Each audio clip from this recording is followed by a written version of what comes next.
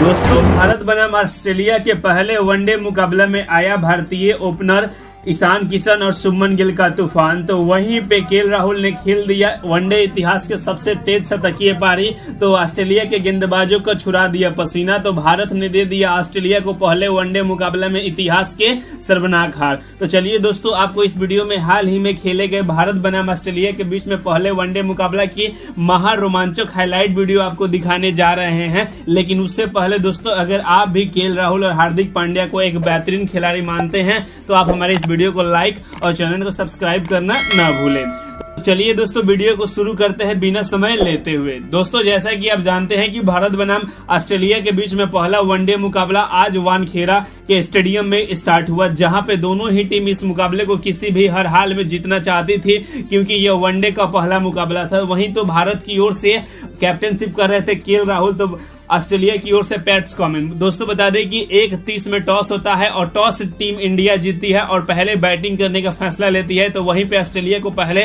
कहीं ना कहीं बॉलिंग करने का न्योता दे देती है। दोस्तों, भारत की ओर से बेहतरीन प्रदर्शन हाल ही में कुछ मुकाबलों में देखने को मिला है। जैसे कि आप एशिया कप देखे होंगे, जिस प्रकार से भारत ने 8वीं बार एशिया कप पे अपना हक जमाया है और जिस प्रकार से कहीं ना कहीं बेहतरीन प्रदर्शन रहा टीम इंडिया का, ठीक उसी प्रकार से लाइलेंस से बेहतरीन तरीके से अपने पारी का शुरुआत करने के लिए टीम इंडिया ईशान किशन और शुभमन गिल के साथ में ओपनिंग बल्लेबाजी करते हुए नजर आई। दोस्तों, आपको पता होगा कि रोहित शर्मा, विराट कोहली और अक्षर पटेल कुछ मुकाबले यानी कि 2 मुकाबले के लिए उनको रेस्ट दिया गया है और कहा जाए तो इस मुकाबले में बेहतरीन तरीके से ईशान किशन और शुभमन गिल का जोड़ी बनता हुआ नजर दिख रहा था। जहां पे पहले ईशान किशन बेहतरीन तरीके से अपना फॉर्म में नजर आ रहे थे। वहीं बात करेंगे ऑस्ट्रेलिया की ओर से, तो मिचेल स्टार्क अपनी ओपनिंग गेंदबाजी करने के लिए आए। दोस्तों, जिस प्रकार से तेज गेंदबाज मिचेल स्टार्क ने बेहतरीन तरीके से गेंदबाजी कर रहे थे, ठीक उसी प्रकार से भारत की ओर से बहुत बेहतरीन और शानदार तरीके से शुभमन गिल ने पारी का शुरुआत किया। तो वहीं पे ईशान किशन ने उनका कहीं ना कहीं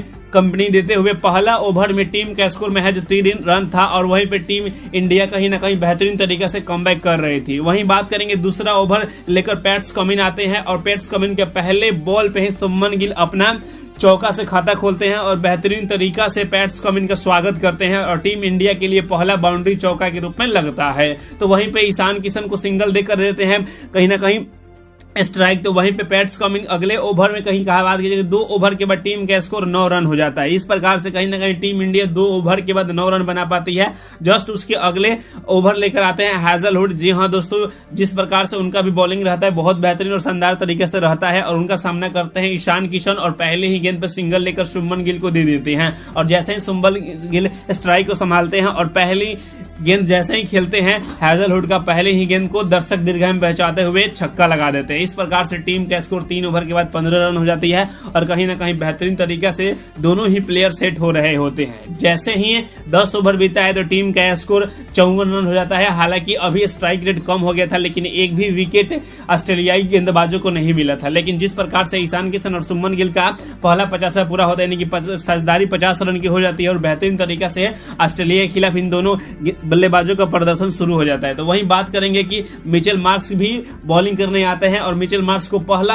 सफलता मिलता है शुभमन गिल के रूप में और शुभमन गिल मैच 32 रन बनाकर पवेलियन लौट जाते हैं। जी हाँ दोस्तों, और यहाँ पे भारत को पहली झटका लग जाता है। वहीं बात करेंगे शुभमन गिल के बाद आते हैं तिलक वर्मा, जो विराट कोहली की जगह पे रिप्लेसमेंट है। और जिस प्रकार से तिलक वर्मा आते ही तबतुर बल्लेबाजी करने का शुरुआत किया और मिचेल मार्श के आते ही पहले ही गेंद को छक्का लगाकर दर्शक दीर्घा में गेंद को पहुंचा दिए और अपना खाता खोले छक्के से। वहीं बात करेंगे ईशान किशन और तिलक वर्मा बेहतरीन तरीके से प्रदर्शन करते हुए नजर आए और दोनों की पारी देखा जाए तो साझेदारी 15 ओवर के बाद टीम का स्कोर 84 रन हो जाता है। और जिस प्रकार से दोनों ही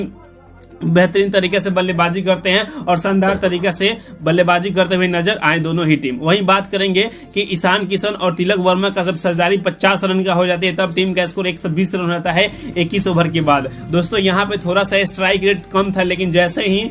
तिलक वर्मा का विकेट गिरता है और बेहतरीन तरीके से तिलक वर्मा भी अपना काम कर रहे थे, 38 रन बना दिए थे 22 गेंदा में। जी हाँ दोस्तों, जिस प्रकार से बल्लेबाजी कर रहे थे लग रहा था वह T20 का मुकाबला खेल रहे, वनडे मुकाबला की तरह नहीं। दोस्तों, वहीं बात करें जब सूर्य कुमार यादव कहीं ना कहीं आते हैं और बेहतरीन तरीके से बल्लेबाजी करते हुए नजर आते हैं ईशान किशन और साथ में उनका साथ देने के लिए सुरेश अय्यर आते हैं नंबर 4 पे। जी हाँ दोस्तों, और आते ही सुरेश अय्यर बहुत बेहतरीन तरीके से बल्लेबाजी करते हुए नजर आए। वहीं बात करेंगे जिस प्रकार से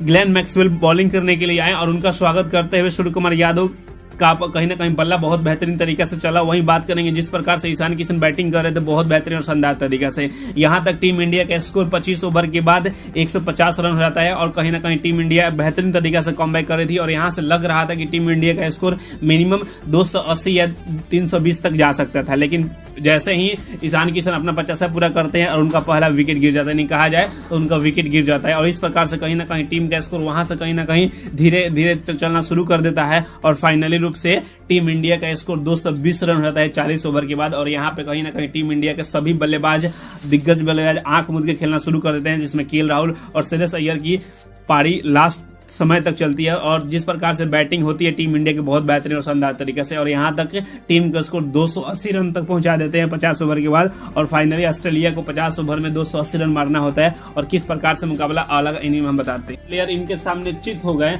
और जिस प्रकार से टीम का स्कोर 12 ओवर के बाद 60 रन हो जाता है और एक विकेट गिरता है, तो वही बात करेंगे कि अगला तगड़ा झटका लगता है जसप्रीत बुमराह के फिर अगली ओवर 13वां ओवर में, जिस प्रकार से मिचेल मार्श को अपना शिकार बनाते हुए मिचेल मार्श को पवेलियन भेज देते हैं और मिचेल मार्श महज 28 रन बनाकर पवेलियन लौट जाते हैं और इस प्रकार से ऑस्ट्रेलिया को लगातार ये दूसरा झटका कहीं ना कहीं जसप्रीत बुमराह देते हैं और बहुत बेहतरीन तरीके से जसप्रीत बुमराह कमबैक करते हुए नजर आ रहे थे। तो दोस्तों जिस प्रकार से बेहतरीन तरीके से गेंदबाजी भी हो रही थी और साथ में शार्दुल ठाकुर, कुलदीप यादव और मोहम्मद सिराज की फिरकी गेंदबाज बहुत बेहतरीन तरीके से समझ भी नहीं आ रहा था सभी गेंद बल्लेबाज को किस तरह से इनके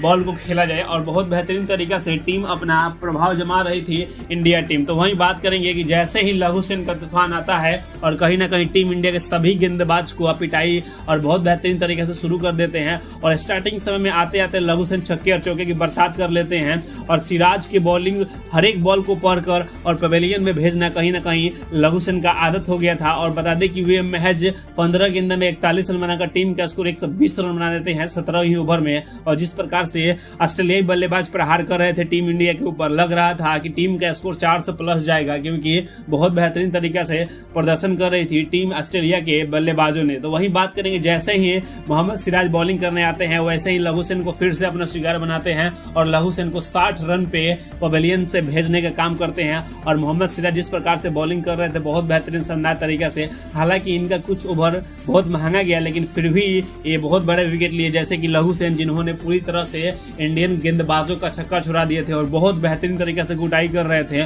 और हर एक बॉल को पढ़ के और कहा जाए तो पवेलियन के बाहर भेजना बहुत बड़ी चीज होती है और कहीं ना कहीं स्टीव स्मिथ और लघु सेन का पारी तोड़ते हैं और तब तक टीम का स्कोर 25 ओवर के बाद 190 रन हो जाता है। जी हाँ दोस्तों, जिस प्रकार से बैटिंग कर रही थी ऑस्ट्रेलियाई टीम, लग रहा था कि 25 ओवर में 200 प्लस रन का टारगेट कर सकती है, लेकिन जैसे विकेट गिरने का सिलसिला शुरू हुआ, पहले डेविड वार्नर, उसके बाद मिचेल मार्श, उसके बाद लघु सेन और जिस प्रकार से उसके बाद मार्क स्टोनिक्स बैटिंग करने के लिए आते हैं और उसके बाद एडम स्मिथ और मार्क स्टोनिक की बैटिंग करते हैं और बहुत बेहतरीन तरीके से पारी की शुरुआत करते हुए अपनी आराम से साझेदारी